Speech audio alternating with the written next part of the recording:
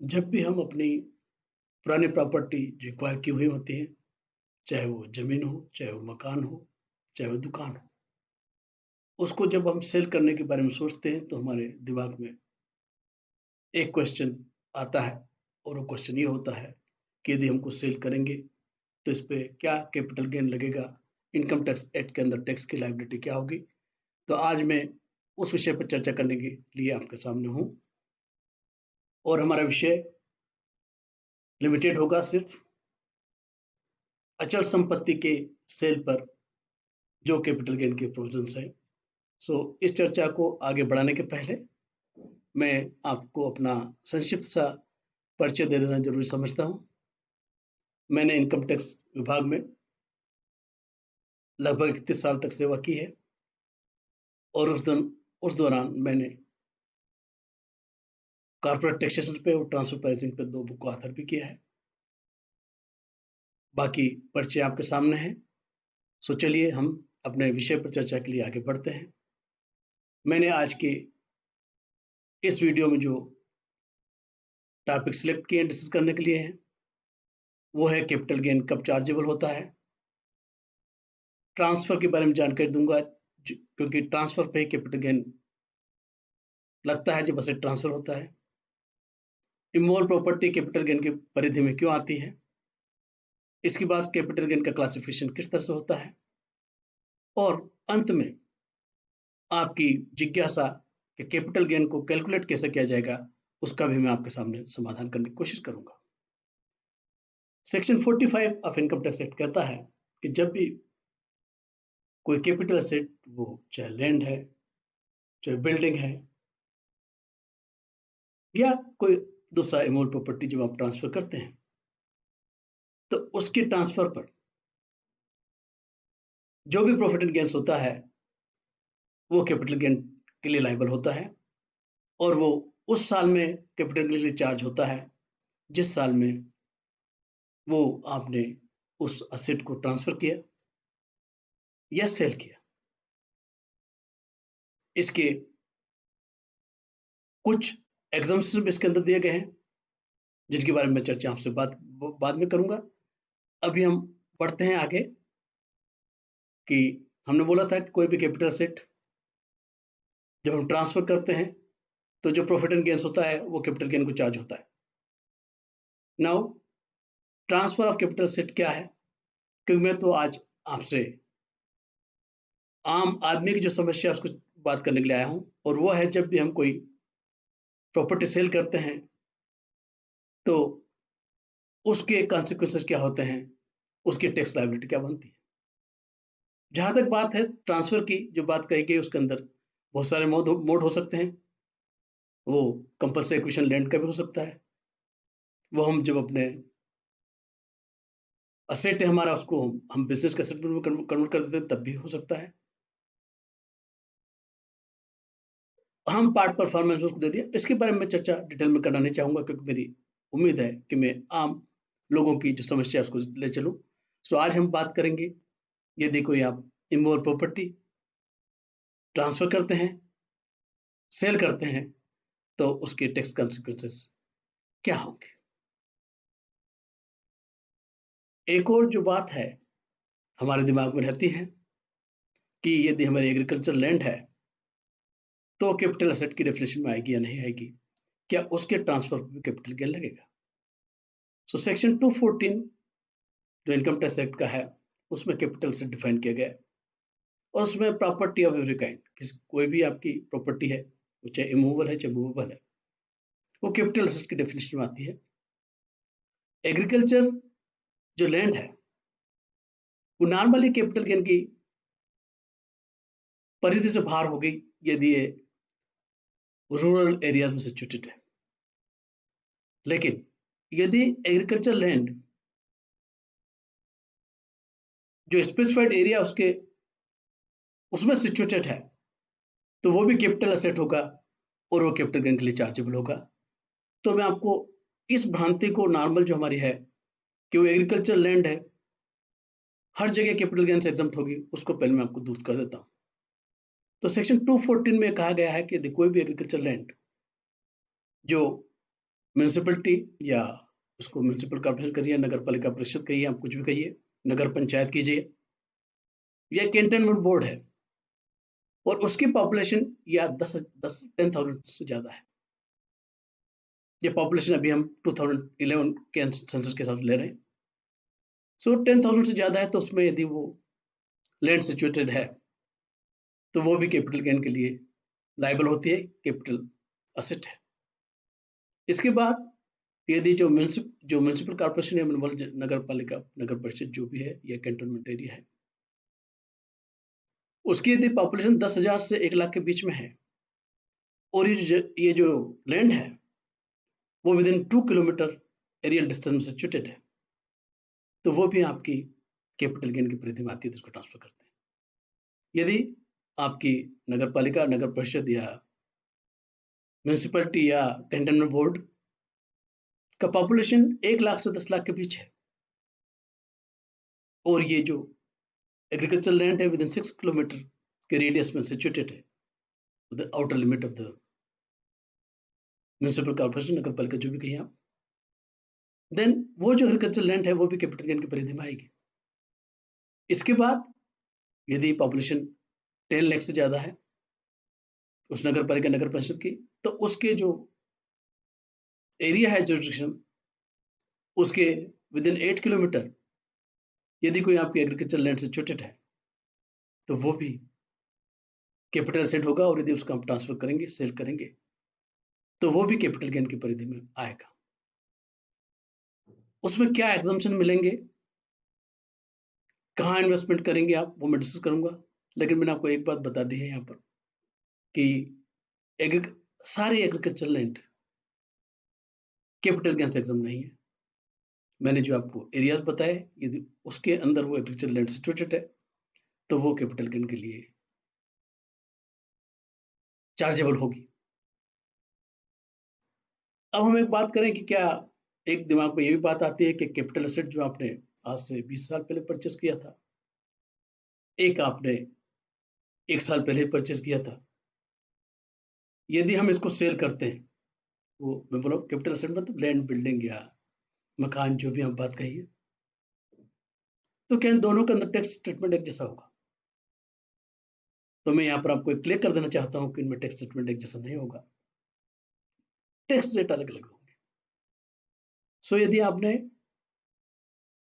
24 month या उससे ज्यादा वो प्रॉपर्टी अपने पास रखी है आपने परचेज करने के बाद,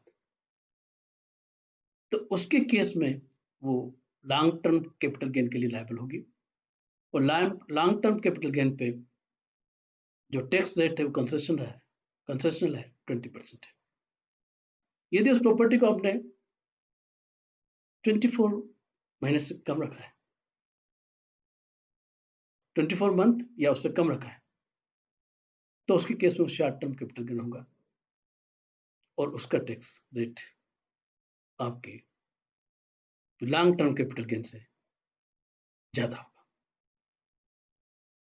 अब हम कैपिटल गेन को कंप्यूट कैसे करेंगे, उसको समझने की कोशिश करेंगे। हमारी जो आम धारणा है, यदि हम इनकम टैक्स एक्ट को नहीं समझते हैं तो हमको ये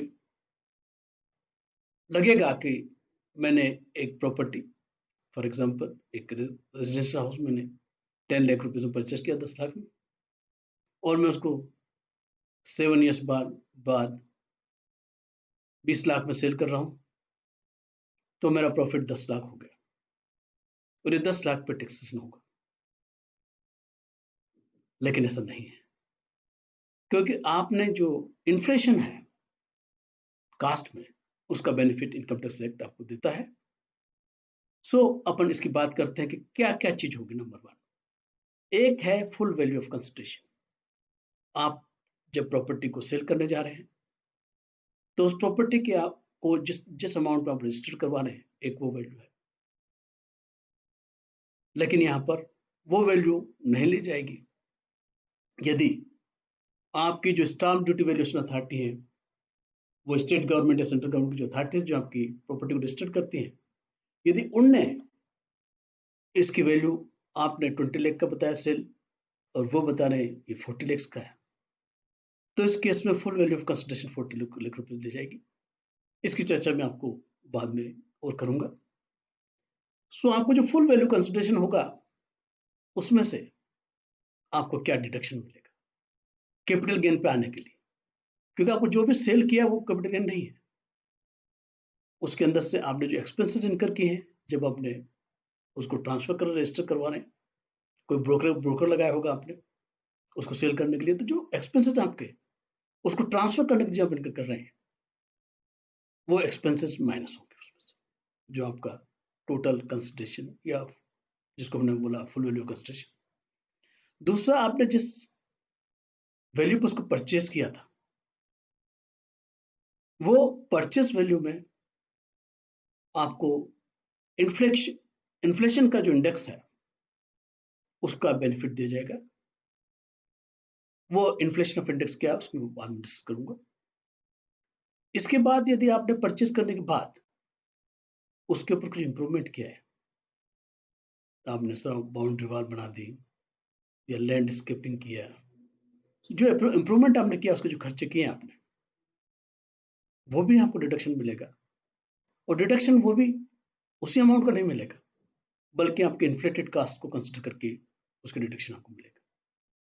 तो कैपिटल गेन जब आप कंप्यूट करेंगे तो आपको समझ में आ गया होगा कि आपको जो फुल वैल्यू ऑफ कंसिडरेशन मिलता है उसमें से जो एक्सपेंसेस इनकर किया आपने ट्रांसफर पे हो, जो आपकी कास्ट है और उसके ऊपर जो इंडेक्सेशन है इन्फ्लेशन का, उसका बेनिफिट वो मैं डिस्कस करूंगा आपसे।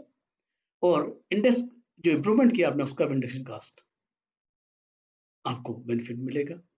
सो इसके बाद हम आगे चलते हैं। ये समझने के लिए मैंने पहला बात कहा था आपके फुल वैल्यू ऑफ कंसिडरेशन। तो फुल वैल्यू ऑफ कंसिडरेशन जैसा मैंने आपको एग्जाम से डिस्कस किया था कि आप 20 लाख रुपए में सेल किए, लेकिन जब स्टाम्प वैल्यू अथॉरिटीज हैं वो कहती हैं आपसे कि इसका वैल्यू 20 नहीं 40 लाख रुपीस है, तो उस केस में 40 जो फुल वैल्यू ऑफ कंसिडरेशन है वो जो स्टाम्प ड्यूटी वैल्यू अथॉरिटीज जो प्रिस्क्राइब किए हैं वो लिया जाएगा। लेकिन आपको उसके अंदर एक ऑप्शन है, यदि आप कहते हैं कि जो स्टाम्प ड्यूटी वैल्यू अथॉरिटीज ने जो वैल्यूएशन किया है वो गलत है, वो हायर पे है, तो आपको जो असेसमेंट इसको असेसिंग ऑफिसर के पास चल रहा है इनकम टैक्स, उस समय आप उसको ऑब्जेक्ट कर सकते हैं कि ये वैल्यू ज्यादा है, और उसको आप ऑब्जेक्ट करेंगे तो वो असेसिंग ऑफिसर जो है उसको वैल्यूएशन ऑफिसर जो डिपार्टमेंट वैल्यूएशन ऑफिसर है उसको वैल्यूएशन के लिए रेफर करेगा। और यदि वैल्यूएशन ऑफिसर रेफर करता है, डिटरमाइन जो वैल्यू करता है, यदि वो स्टाम्प ड्यूटी वैल्यू से कम है तो वो अडॉप्ट की जाएगी बाय असेसिंग ऑफिसर। लेकिन यदि वो कहता है कि स्टाम्प ड्यूटी वैल्यू भी कम है उससे ज्यादा है, तो उस केस में स्टाम्प ड्यूटी वैल्यू ही आपका फुल वैल्यू ऑफ कंसिडरेशन होगा। दूसरी कंडीशन ये हो सकती है कि आप कभी कभी प्रॉपर्टी आपकी एक्चुअल सेल रजिस्ट्रेशन बाद में हुआ, लेकिन आपने उसका एग्रीमेंट पहले एंटर कर लिया था सेल का। सो ऐसे केस में आपका एग्रीमेंट सेल पहले 4 साल 5 साल पहले 3 साल पहले हो गया, तो उस केस में यदि एग्रीमेंट करते समय आपने आज जो 40 लाख रुपए जो बात की सेल की, यदि वो आपने कंसिडरेशन फिक्स कर दिया है, उसमें लिखा है एग्रीमेंट में कि कंसिडरेशन 40 लाख रुपीस, और उस एग्रीमेंट को करते समय उसके पहले आपने part of the consideration after the 40 lakh rupees collected some money, but वो मनी कैश में नहीं होना चाहिए। वो मनी आपकी अकाउंट पे चेक, अकाउंट पे डायरेक्ट बैंक ड्राफ्ट या इलेक्ट्रॉनिक सिस्टम से होना चाहिए। तो उसी केस में आपकी जो एग्रीमेंट की डेट है, यदि आपने अकाउंट पे चेक, अकाउंट पे बैंक ड्राफ्ट या इलेक्ट्रॉनिक क्लियरिंग सिस्टम से वो consideration receive part consideration receive किया एग्रीमेंट करते समय, तो आपके केस में जो स्टाम्प ड्यूटी वैल्यू जिस साल आपने एग्रीमेंट किया उसकी कंसिडर की जाएगी to determine full value of consideration. लेकिन किसी भी केस में आपका फुल वैल्यू ऑफ कंसिडरेशन जो स्टैम्प ड्यूटी वैल्यू है, या आपने एक्चुअल जो कंसिडरेशन रिसीव किया है, उन दोनों से जो हायर होगा वही full value of consideration consider किया जाएगा। अभी मैंने आपसे बोला था कि जो कास्ट ऑफ एक्विजिशन है, जो आपने परचेज किया था प्रॉपर्टी को, या आपने उसमें इंप्रूवमेंट किया था परचेज करने के बाद, तो मैंने कहा था कि आपको कास्ट के ऊपर इन्फ्लेशन का बेनिफिट भी मिलेगा, जो आपने जिस कास्ट पर परचेज किया, जिस कास्ट पे इंप्रूवमेंट किया है। तो उसके लिए government of India cost inflation index notify करती है, जो मैंने आपके सामने रखा है। आप इसमें देखेंगे तो 2001-2 से ये पहला जो फाइनेंशियल ईयर 2001-2 है, और 2021 जो अपना आज चल रहे हैं, अपन 2021 फाइनेंशियल ईयर में चल रहे हैं, तो उन सब फाइनेंशियल के सामने जो कास्ट इन्फ्लेशन इंडेक्स वो दिया हुआ है। सो मैं एग्जांपल से आपको क्लियर करूंगा कि कास्ट इन्फ्लेशन इंडेक्स जब हम प्रॉपर्टी को सेल करते हैं तो किस तरह से अप्लाई किया जाएगा आपका कैपिटल गेन कंप्यूट करने के लिए। अब सबसे पहले हम ये जो बात कही थी कि आप जब फुल वैल्यू ऑफ कंसिडरेशन में डिस्कस कर लिया क्या होगा, उसके बाद हमने कहा एक्सपेंडिचर इनकर्ड फॉर ट्रांसफर, वो भी हम आसानी से सबको पता होगा क्योंकि हमने एक्सपेंडिचर इनकर किए हैं।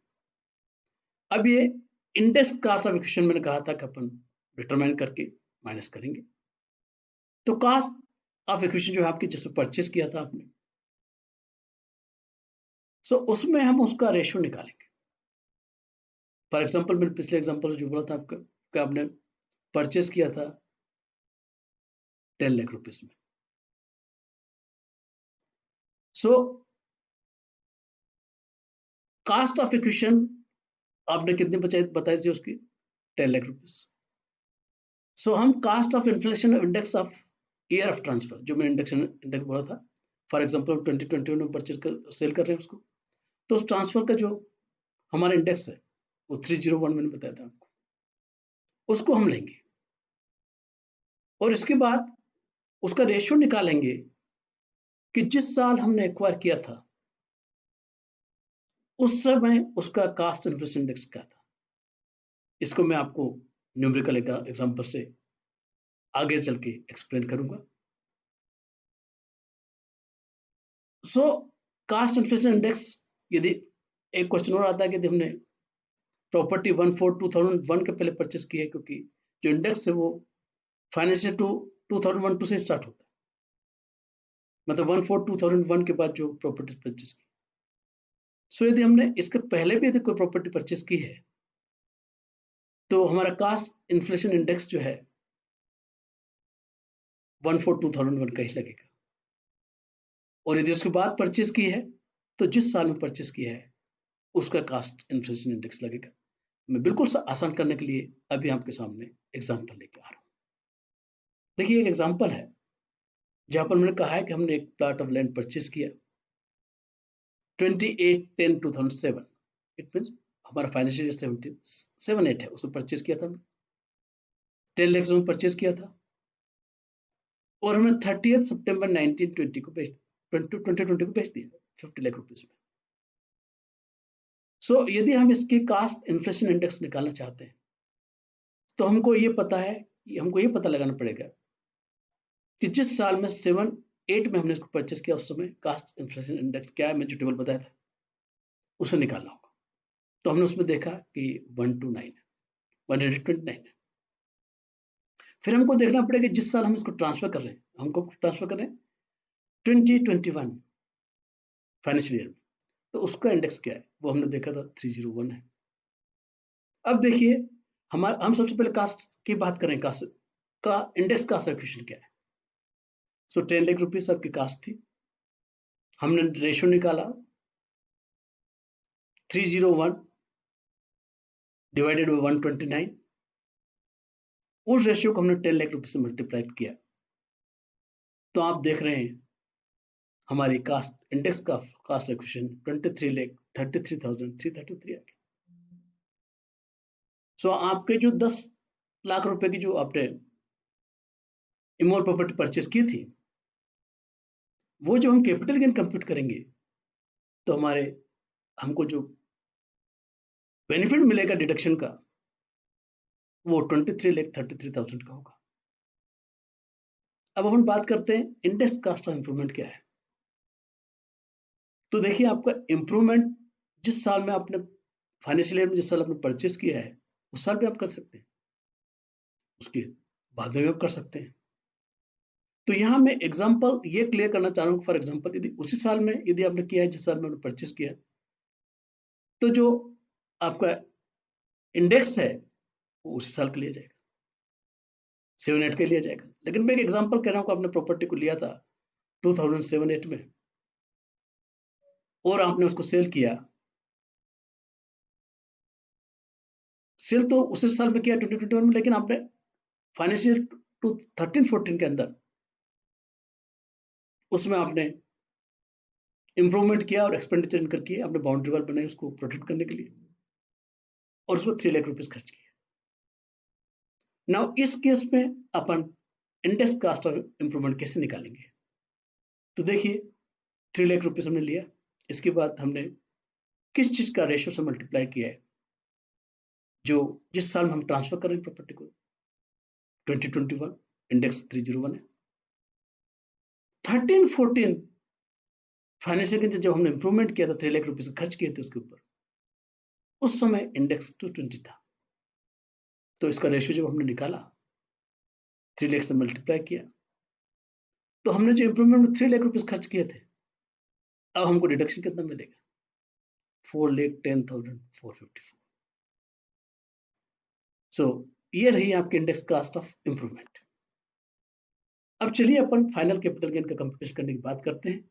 जिस एग्जांपल से अपन चले हैं, हमने कहा था कि ये प्रॉपर्टी हमने सेल की है 50 लाख रुपीज में, लेकिन जब स्टाम्प ड्यूटी वैल्यूएशन अथॉरिटीज के पास हम रजिस्ट्रेशन करने गए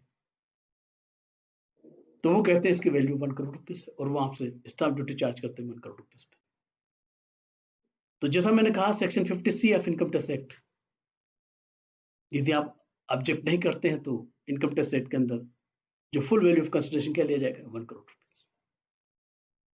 और हम समझे कि आप ट्रांसफर के साथ समय 1 लाख रुपीज एक्सपेंडिचर इनकर किए हैं, आपको ब्रोकरेज को दिया होगा या अदर एक्सपेंडिचर रजिस्ट्रेशन के जो वो आपने इनकर किए 1 लाख रुपीज।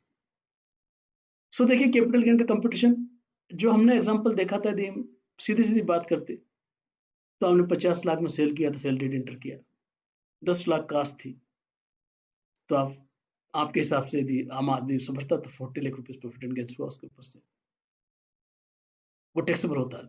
लेकिन जब हमने इनकम टैक्स एक्ट का कंपटीशन का फॉर्मूला लगाया तो देखिए कैपिटल गेन क्या कंप्यूट हो रहा है। आपको 1 करोड़ रुपए full value of consideration fix हुआ, उसमें से हमने क्या कम किया? जो 3 आइटम मैंने आपको बताए थे, expenditure incurred in connection with the transfer, then index cost of acquisition, then index cost of improvement. So देखिए आपको ये जो हमने तीनों चीजें ऐड की, आपने एक्सपेंडिचर इनकर किया ट्रांसफर 1 लाख रुपीज, आपकी इंडेक्स कास्ट ऑफ एक्विजिशन 23,33,333 हो गई थी, और आपका जो इंप्रूवमेंट किया था उसकी जो कास्ट है 4,10,450 हो गई थी इंडेक्स कास्ट। अब इन तीनों आइटम का टोटल करने के बाद हम जब 1 करोड़ से माइनस करते हैं तो हमारा कैपिटल गेन 71,56,213 आता है। तो ये इस प्रॉपर्टी के सेल के ऊपर हमारा कैपिटल गेन आया। हो सकता है ये कॉन्सेप्ट मैं आपको आसानी से क्लियर करने में सफल रहा हूं। कास्ट ऑफ एक्विजिशन की जब हम बात कर रहे थे तो जब हम 2001 के बाद परचेस किए हैं तो कोई इशू नहीं है, हमने जो परचेस किया हमको पता है, हमको इंडेक्स भी पता है, हम उसको आसानी से कैलकुलेट कर सकते हैं। लेकिन एक क्वेश्चन ये आ सकता है कि आपने 1/4/2001 के पहले, क्योंकि आपका जो इंडेक्स कैपिटल इन्फ्लेशन इंडेक्स है वो फाइनेंशियल 1-2 से है, तो यदि उसके पहले आपने उसको परचेस किया है तो कैसे डिटरमाइन करेंगे? Cost of acquisition. तो उस केस में ये कहा प्रोविजन है कि असेसी को ऑप्शन दिया गया है कि या तो जो एक्चुअल कास्ट उसने इनकम किया था 2001-2 के पहले परचेज की थी प्रॉपर्टी, या तो वो कास्ट ऑफ एक्विजिशन होगी, डेफिनेटली उसमें इंडेक्सेशन का बेनिफिट मिलेगा, या fair market value as on 1/4/2001 को उसको प्रॉपर्टी की फेयर मार्केट वैल्यू, उन दोनों में से कोई भी ऑप्शन टैक्स पे सिलेक्ट कर सकता है। लेकिन उसके ऊपर एक रेस्ट्रिक्शन है, जो फेयर मार्केट वैल्यू कहीं इन्फ्लेटेड तो नहीं है, इसको कंट्रोल करने के लिए ये प्रोविजन लेटेस्ट किया गया है कि यदि ये फेयर मार्केट वैल्यू जो 1/4/2001 को ले रहे हैं, ये स्टाम्प ड्यूटी वैल्यू से ज्यादा नहीं होना चाहिए। उस 1/4/2001 को जो स्टाम्प ड्यूटी वैल्यू अथॉरिटीज के रिकॉर्ड के हिसाब से जो उसकी वैल्यू होना चाहिए उससे ज्यादा नहीं होना चाहिए। इसके बाद कास्ट ऑफ इंप्रूवमेंट की जो बात कर रहे हैं वो क्या होगा, क्योंकि हम 2001-2 को आपका फेयर मार्केट वैल्यू ले रहे हैं। सो कास्ट ऑफ इंप्रूवमेंट जो एक्सपेंडिचर आपने इनकर किए हैं 1/4/2001 के बाद, तो जो एक्चुअल एक्सपेंडिचर आपने इनकर किए हैं वो आपको इंडेक्सेशन के बेनिफिट के साथ डिडक्शन मिलेगा। मैंने इस प्रेजेंटेशन में आपके सामने कैपिटल गेन कैसे कंप्यूट होता है उसकी जानकारी दी। मैंने वो प्रोविजन डिस्कस नहीं किए हैं जो आपको यदि प्रॉपर्टी कहीं HUF के डिवीजन से मिली है या आपको गिफ्ट या विल से मिली है या कंपनी के लिक्विडेशन में आप उसके शेयर होल्डर्स थे आपको मिली है। मैंने ऐसे सेक्शंस को या ऐसे इंफॉर्मेशन को आपसे डिस्कस किया है जो सबको इक्वली एप्लीकेबल है। लेकिन मैंने आपको इस सेक्शन के अंदर कैपिटल गेन की लायबिलिटी बता दी कि आपको कैपिटल गेन टैक्स पेबल होगा, लेकिन मैंने अभी आपको यह नहीं बताया है कि ये जो कैपिटल गेन आता है क्या इसके ऊपर आपको कोई छूट मिल सकती है इनकम टैक्स एक्ट के प्रोविजन के मुताबिक। सो मैं उन सब विषयों पर कि जब आपको कैपिटल गेन राइज होता है लॉन्ग टर्म कैपिटल असेट से, उनको इस पे जो असेट्स हैं उनमें आप इन्वेस्टमेंट करते हैं तो आपको कैपिटल गेन से एग्जम्पशन मिलता है। उसका कैलकुलेशन कैसे होता है, कितना एग्जम्पशन मिलता है, कौन से लॉन्ग टर्म कैपिटल एसेट को सेल करने के ऊपर मिलेगा, इस सब की चर्चा मैं अपने अगले वीडियोस में करूंगा। तो आप मेरे वीडियोस को देखते रहिए, और जैसा मैंने कहा यदि वीडियो आपको अच्छा लगा है तो अपनी राय दीजिए, अपने दोस्तों को भी इसको शेयर कीजिए, और मेरे चैनल को यदि अभी तक आपने सब्सक्राइब नहीं किया है तो प्लीज सब्सक्राइब कीजिए ताकि आप मेरे फ्यूचर के वीडियोस को कंटिन्यू देख सकें और उससे आप अपना जो बेनिफिट ले सकते हैं या जो समझ आपकी डेवलप होती है उसके बारे में उसको आगे बढ़ा सकते हैं। सो आपको थैंक यू, धन्यवाद।